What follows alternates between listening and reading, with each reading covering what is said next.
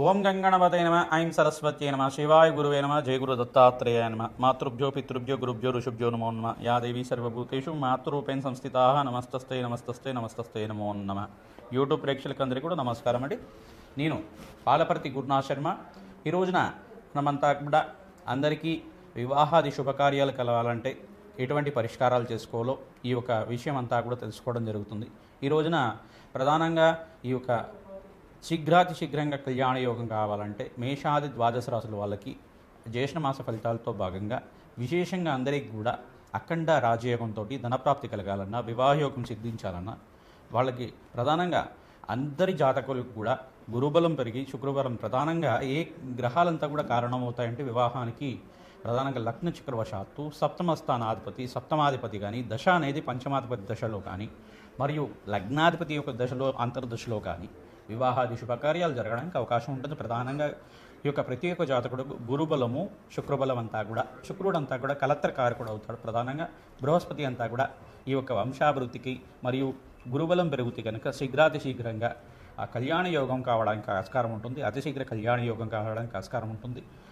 మరియు ప్రధానంగా ప్రతి ఒక్క జాతకుడు అంతా కూడా జన్మజాతకాన్ని కుండలనంతా కూడా చూపించుకోవడం ప్రధానంగా లగ్న చక్రవశాత్తు కానీ నవాంశవశాత్తు కానీ దశ వింశోత్తర దశ విధానంగా కానీ సప్తమాంశ దశాంశ అనేది పంచమాంశ అనేది యొక్కరంగా చూసుకోవాల్సి ఉంటుంది. అంశచక్రంలో ప్రధానంగా చూసుకుంటే కనుక ఈ యొక్క దశలంతా కూడా చూసుకోవడం షష్టాంశ అనేది చూసుకోవడం కానీ వివాహాది శుభకార్యాలు జరగడానికి ప్రధానంగా గ్రహాల యొక్క స్థితిగతి మేరకి గోచారరీత్యా గ్రహాల యొక్క స్థితిగతి చూసుకోవాలి.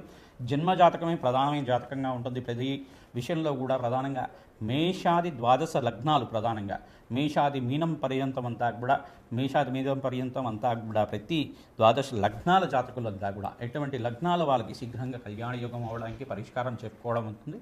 మరియు రాశుల వాళ్ళకు కూడా అదే అన్వయం చేయడం జరుగుతుంది. ప్రతినిత్యం కూడా ప్రతి విషయంలో కూడా గణపతి ఆరాధన చేసుకోవడం వల్ల విఘ్నాలు తొలగిపోతాయి. ఆటంకాలు వివాహాది శుభకార్యాలు జరిగేటప్పుడు కానీ ఆటంకాలంతా కూడా తొలగిపోయి శీఘ్రాతి శీఘ్రంగా వివాహయోగం కలగడానికి గురుబలం పెరగడానికి పరిష్కారం చెప్పడం జరుగుతుంది. శుక్రబలము అంగారక బలము చంద్రబలము ఈ యొక్క సప్తమాధిపతి యొక్క దశ ఏ యొక్క స్థానాల్లో ఉంది, గోచారరీత్యా ఏ రకంగా ఉంది, మరియు పంచమాధిపతి యొక్క రంగా ఉన్నారు లేదా సంతాన కారకుడు మరియు ఉద్యోగ కారకుడైన గ్రహం అంతా యొక్కరంగా ఉందా లేదా, పంచమంలో ఏ గ్రహాలు ఉన్నాయి, పాపగ్రహంతో కలిసి ఉన్నాయా లేదా, ఈ యొక్క శనీశ్వరుడు వీక్ష అంతా కూడా సప్తమ స్థానంలో ఉందా, ప్రధానంగా శనీశ్వరుడు అంతా కూడా శని లగ్నవశాత్తు అంతా కూడా చూసుకోవడం జరుగుతుంది. ప్రతినిత్యం కూడా ఒక జాతకాన్ని చూసుకున్నప్పుడు విశ్లేషణ చేసుకున్నప్పుడు కూడా ప్రతినిత్యం కూడా లగ్న చక్రాన్ని ప్రధానంగా లగ్న కుండలిని మరియు గోచార చక్రాన్ని రెండు కూడా అన్వయం చేసుకోవాలి, కంపేర్ చేసుకొని చూసుకుంటూ ఉండాలి ప్రతినిత్యం కూడా. మరియు ప్రధానంగా చూసుకుంటే కనుక వివాహాది శుభకార్యాలు జరగాలంటే ప్రధానమైన కారణం ఏంటిదంటే యోగం అనేది ఉందా లేదా. జన్మజాతకంలో వివాహ యోగం అందుకు ఆలస్యం అవుతుంది. ప్రధానమైన కారణాలు ఏంటిదంటే అంగారక దోషం కానీ పితృదోషం పితృశాపం కానీ ప్రధానంగా చూసుకుంటే కనుక కాలసర్ప దోషం ఉంటే కూడా ఈ యొక్క వివాహం ఆలస్యం అవడం కానీ లేదంటే సంతానం ఆలస్యం అవడం కానీ ఈ యొక్క కారణాలని చెప్పడం జరుగుతుంది. ఇదొకటి కారణం కాకుండా స్త్రీ శాపం అనేది ఉంటుందన్నమాట. స్త్రీ శాపం అనేది ఉంటుంది, స్త్రీ దోషం కానీ స్త్రీ శాపం అనేది ఉంటుంది. ఈ యొక్క చతుర్థ స్థానం శాతం అని చెప్పేసి అంటారు. లేదు సప్తమ స్థానంలో కొన్ని గ్రహాల యొక్క కలిగ బట్టి దాని యొక్క స్థానాన్ని అష్టమ స్థానంలో కూడా చూసుకుంటూ ఉంటారు. కొన్ని స్థానాలు బట్టి గ్రహాల యొక్క స్థితిగతి మేరకు అంతా కూడా ఈ దోషం అనేది ప్రామాణికంగా చెప్పడం జరుగుతుంది. మరియు ఇదొకటే కాకుండా శనీశ్వరుడు వీక్షణ అంతా కూడా ప్రధానంగా సప్తమ స్థానం మీద ఉందా, పంచమ స్థానం మీద ఉందా, శనీశ్వరుడు అంతా కూడా యోగకరంగా ఉన్నారా లేదా, శనీశ్వరుడు యొక్క దశ నడుస్తుందా, ఏ దశ నడుస్తుంది, ఈ యొక్క శనీశ్వరుడు ప్రభావం అంతా కూడా వివాహాది శుభకార్యాలు ప్రధానంగా చూసుకుంటే వివాహాది శుభకార్యాలు జరగాలంటే కనుక వివాహ యోగం కలగాలి. జాతకంలో వివాహ యోగంగా అతి శీఘ్రంగా కలగాలంటే ప్రధానంగా చేసుకోవాల్సిన పరిష్కారం ఏంటంటే ఈ యొక్క శివపార్వతుల కళ్యాణ ఘట్టాన్నంతా కూడా పారాయణంలాగా చేసుకుంటుండడం, అంటే ప్రవచనంలాగా వింటుండడం. శివపార్వతుల కళ్యాణం అంతా కూడా ఏ రకంగా జరిగింది, అసలు ఆ యొక్క శివపార్వతుల కళ్యాణం జరగడానికి పార్వతీదేవి ఎటువంటి తపస్సు ఆచరించింది, సాక్షాత్ పరమేశ్వరుడు అంతా కూడా భర్తగా పొందాలంటే ఎటువంటి తపస్సునంతా కూడా ఆచరించింది, ఎటువంటి యజ్ఞాధికృతలు ఆచరించింది అమ్మవారంతా కూడా, ఎటువంటి ఉపాసనంతా కూడా చేసింది అమ్మవారు, ఆ విశేషాలంతా కూడా చేసుకోవడం ప్రధానంగా. ప్రతినిత్యం కూడా ఈ యొక్క పార్వతి కళ్యాణ ఘట్టం అంటే శివపార్వతుల కళ్యాణ ఘట్టాన్ని అంతా కూడా ఆ యొక్క శివపార్వతుల కళ్యాణం వివాహ యోగం కలగాలంటే ఆ ప్రవచనంలాగా కథనంతా కూడా వినడం వల్ల శీఘ్రంగా కళ్యాణ యోగం కలగడానికి ఆస్కారం ఉంటుంది. సీతారాముల కళ్యాణ ఘట్టం అంతా కూడా ఇక్కడి నుంచి ప్రధానంగా చూసుకుంటే కనుక శివధనుర్భంగ దగ్గర నుంచి శివ యొక్క సీతారాముల కళ్యాణం వరకు, ఆ ఘట్టం వరకు అంతా కూడా ప్రతినిత్యం కూడా ఈ యొక్క పారాయణంలాగా, ప్రవచనంలాగా వింటూ ఉండడం, ప్రతినిత్యం కూడా ఆ యొక్క కళ్యాణ విశేషాలంతా కూడా ఎటువంటి మంత్రాలంతా కూడా యోగకరంగా ఉంటాయి. ప్రధానంగా చూసుకుంటే విశ్లేషణ అంతా కూడా ఉంటుందన్నమాట. ప్రతి ఒక్క దేవత ఆవాహనం చేసుకోవడం కానీ, ప్రతినిత్యం కూడా ఈ యొక్క వివాహం అనేది ప్రధానంగా చూసుకుంటే ఒక దాంపత్య జీవితం అనేది చాలా మంచిది. హైందవ ధర్మంలో అంతా కూడా చాలా యోగకరమైన జీవితం అనేది చాలా విశిష్టత అనేది ఉంటుందన్నమాట.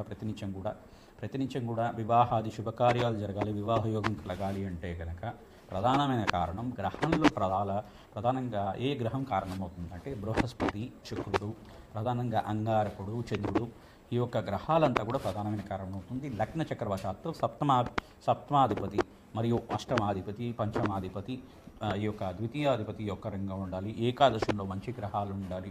ఈ యొక్క గ్రహాల యొక్క వీక్షణ అంతా కూడా గోచార రీత్యా కూడా బాగుండాలి. గోచార రీత్యా ఈ ప్రధానమైన గ్రహాలు యోగకరంగా ఉండాలి.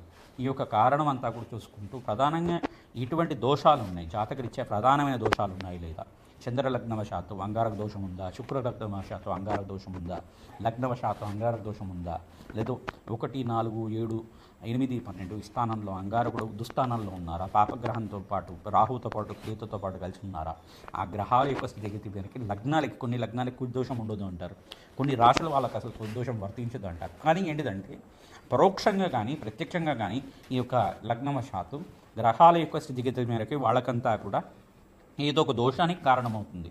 వాళ్ళ పూర్వజన్మ సిద్ధాంతం ప్రకారంగానే, ఈ జన్మ సిద్ధాంతం ప్రకారంగానే కానీ ప్రతినిత్యం కూడా దోషాలకి పరిహారం చేసుకోవడం వల్ల దైవ బలమే కాపాడుతుంది. ప్రతినిత్యం కూడా భగవంతుడి ఆరాధన చేసుకోవడం వల్ల, జగన్మాత ఆరాధన చేసుకోవడం వల్ల, ప్రతినిత్యం కూడా ఎవరైతే కనుక కుంకుమార్చన చేసుకుంటూ ఉంటారో, ప్రధానంగా ఖడ్గమాల స్తోత్రంతోటి ఎవరైతే కనుక అమ్మవారికి నిత్యం కూడా కుంకుమార్చన చేసుకొని వాళ్ళ పనులంతా కూడా చేసుకోవడం వల్ల ప్రతినిత్యం కూడా అఖండమైన ఐశ్వర్యము, వివాహ యోగం సిద్ధించడానికి, అఖండ సౌభాగ్యం, దీర్ఘసుమంగళి యోగం సిద్ధించడానికి అవకాశం ఉంటుంది. చాలా విశిష్ట అనేది ఉంటుంది. ప్రధానంగా వివాహ యోగానికి చాలా విశిష్టత అనేది ఉంటుంది మన హైందవ ధర్మంలో అంతా కూడా. ఈ విశేషాలంతా కూడా మేషాది ద్వాదశ రాశుల వాళ్ళకి ఎటువంటి ఫలితాలు చేసుకోవడం వల్ల, ఎటువంటి హోమాది కార్యక్రమాలు చేసుకోవడం వల్ల శీఘ్రంగా వివాహ యోగం అవుతుంది.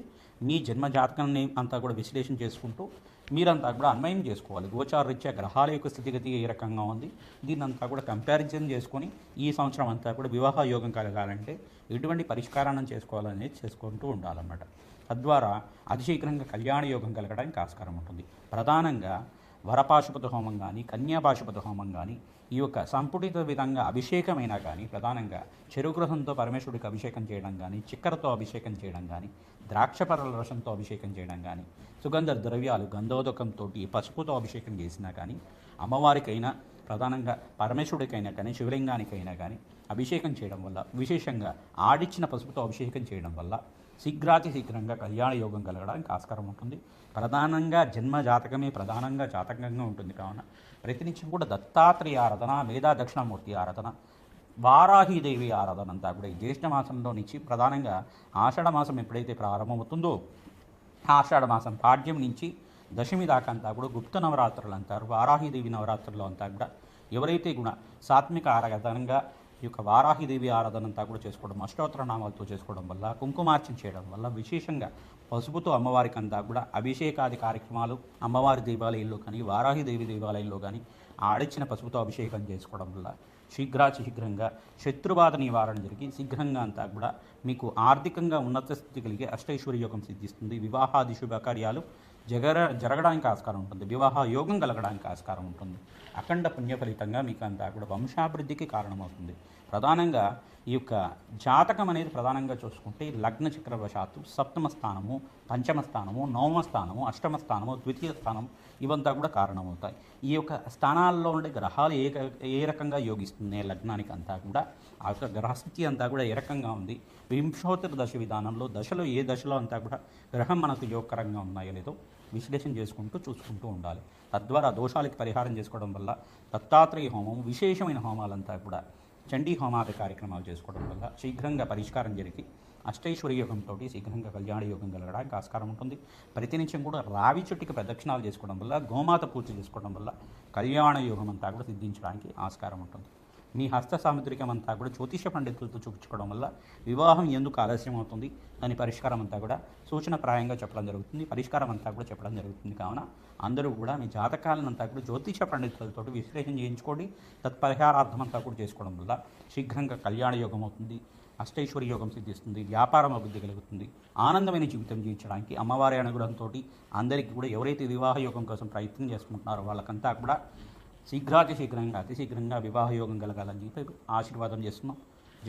మేషరాశి మేషలగ్న జాతకులకంతా కూడా వివాహ యోగం సిద్ధించాలంటే కనుక శీఘ్రంగా మీకంతా కూడా ప్రతినిత్యం కూడా దత్తాత్రేయ ఆరాధన, మేధా దక్షిణామూర్తి ఆరాధన చేసుకోవడం వల్ల జన్మజాతకం అంతా కూడా మీరు జ్యోతిష పండితులతో విశ్లేషణ చేసుకుంటే కనుక ప్రధానమైన కారణం అంతా కూడా దోష ప్రామాణికం అంతా కూడా మీకు పరిహారం చెప్పడం జరుగుతుంది. విశేషంగా ప్రధానంగా చూసుకుంటే కనుక గురుబలం అంతా కూడా సిద్ధించడానికి ఈ యొక్క విశ్వవసన సంవత్సరంలో అంతా కూడా మేషరాశి మేషలగ్న జాతకులకంతా కూడా వివాహయోగం కలగడానికి ప్రధానంగా చూసుకుంటే కనుక అక్టోబర్ 18 తర్వాత విశేషంగా గురుబలం పెరగడానికి ఆస్కారం ఉంటుంది. బృహస్పతి అంతా కూడా ఉచ్చస్థానంలో సంచారం చేయడం వివాహయోగం కలగడానికి ఆస్కారం ఉంటుంది. కావున మీరు అంతా కూడా వివాహయోగం కోసం అంతా కూడా జన్మజాతకంలో పరిహారం చేసుకోవడం వల్ల అఖండ పుణ్యయోగం సిద్ధిస్తుంది. ప్రధానంగా బృహస్పతికి ప్రీతికరంగా శనగలంతా కూడా గురువారం రోజున గురుహోరలో అంతా కూడా బ్రాహ్మణోత్తమకంతా కూడా దక్షిణ సహితంగా పసుపు రంగు వస్త్రంలో అంతా కూడా ఈ శనగలంతా కూడా వేసి ప్రధానంగా ఆ బ్రాహ్మణోత్తమకంతా కూడా మమ శీఘ్రమేవ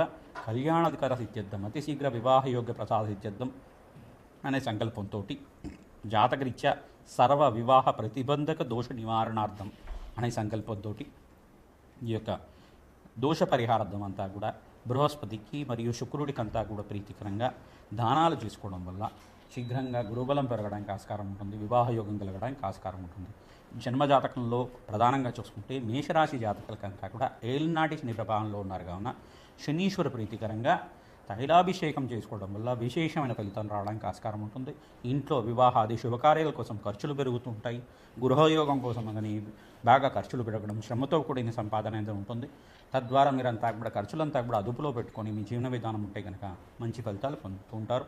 ప్రతినిత్యం కూడా ఈ యొక్క శనీశ్వర ప్రీతికరంగా మరియు బృహస్పతికి, ఈ యొక్క శుక్రుడికి, అంగారకుడికి మరియు చంద్రుడికి అంతా కూడా జప హోమాది శాంతి కార్యక్రమాలు చేసుకోవడం వల్ల ఎవరి జాతకరీత్యా అయితే కనుక ఈ యొక్క గ్రహాలు దోషకారికంగా ఉంటే వాళ్ళకంతా కూడా శీఘ్రంగా కళ్యాణ యోగం కలగడానికి, అతి శీఘ్రంగా వివాహ యోగం అయ్యి ఆనందమైన జీవితం జీవించడానికి ఆస్కారం ఉంటుంది.